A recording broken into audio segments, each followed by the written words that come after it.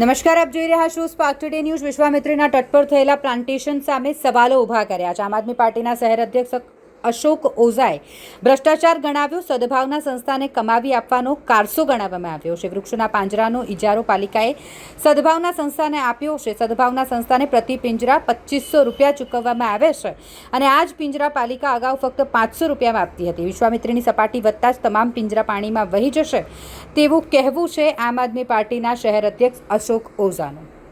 વિશ્વામિત્રી પર પ્લાન્ટેશન કરવામાં આવ્યું, સદભાવનાને ઇજારો આપવામાં આવ્યો છે, કેવી રીતે જોયું? આ કામ પહેલાં મ્યુનિસિપલ કોર્પોરેશન જાતે કરતું હતું, જેનો ખર્ચો 500 રૂપિયા આવતો હતો। એક રેક લગાવવાનો ખર્ચો 500 રૂપિયા હતો। આજે છેલ્લા 2 વર્ષથી ભારતીય જનતા પાર્ટી જે વીએમસીમાં બેઠી છે, પૈસા કમાવાના નુસ્ખા શોધી નાખે છે। ટૂંક સમય પહેલાં તમે સાંભળ્યું હશે શમશાન કાંડ, એમાં બી 3500થી સીધા 7000 કરી દેવામાં આવ્યા।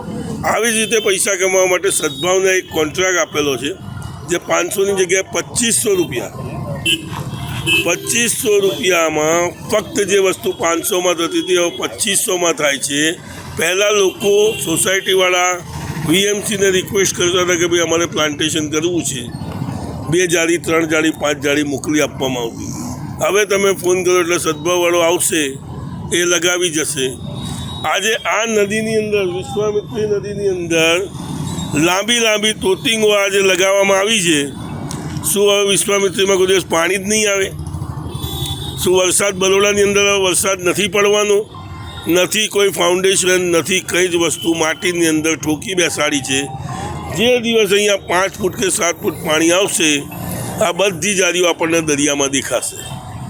તો આ રૂપિયા કમાવાની મિલીભગત જે ભારતીય જનતા પાર્ટીના વીએમસીવાળાઓએ સદભાવ સાથે કરી છે, સદભાવના એક કંપની છે જેણે ઘણા મોટા મોટા કોન્ટ્રાક્ટો કરેલા છે। અમદાવાદનો રિંગ રોડ બી એને બનાવ્યો છે અને છેલ્લા ઘણા સમયથી આખા ગુજરાતની અંદર પ્લાન્ટેશનનું કામ સદભાવના કરી રહી છે। મોટા મોટા બિલો મુકાય છે, પૈસા ચૂકવાય છે અને પછીથી એ બધા જે આ જાડી ચામડીના નેતાઓ છે અંદરો અંદર વેચણીઓ કરે છે। આ લઈ આજે આપના માધ્યમથી હું જણાવવા માગું છું કે વીએમસીના દરેક કૌભાંડો આ જ રીતે ખુલ્લા પડશે અને પબ્લિકને બી આ જાણવાની જરૂર છે કે આપણા ટેક્સના રૂપિયા કઈ રીતે પોતાના ખિસ્સામાં એ લોકો નાખી રહ્યા છે। ખોટી રીતે ગોળ ફેરવી પૈસા તો એમના ખિસ્સામાં જ જાય છે। તો આગળથી આ બધી વસ્તુઓ આપણે બી ધ્યાન રાખી અને આવું ન બને કે આવા કૃત્યો ન થાય, તેના માટે પબ્લિકને બી જાગૃત થવાની જરૂર છે। ખાસ કરીને આ વિશ્વામિત્રી રિવાઇવલ જ્યારે કામગીરી ચાલતી હતી ત્યારે તમે અટકાવવા કેમ ના આવ્યા? હવે આજે બધું કામ તો પતી ગયું છે। કામગીરી ચાલતી હતી ત્યારે કહેવામાં આવ્યું હતું 12,000 કરોડ મોટી રકમો અહીંયા રિવરફ્રન્ટ બનશે। મને તો નથી દેખાતું કે અહીંયા કોઈ રિવરફ્રન્ટ બન્યું હોય। ફક્ત કચરોને ઝાડી સાફ કરવામાં આવી છે, ફક્ત ને ફક્ત કચરોને ઝાડી સાફ કરવામાં આવી છે। નદી કોઈ જગ્યાએ પોળી થઈ નથી, તમે બી જોઈ શકો છો।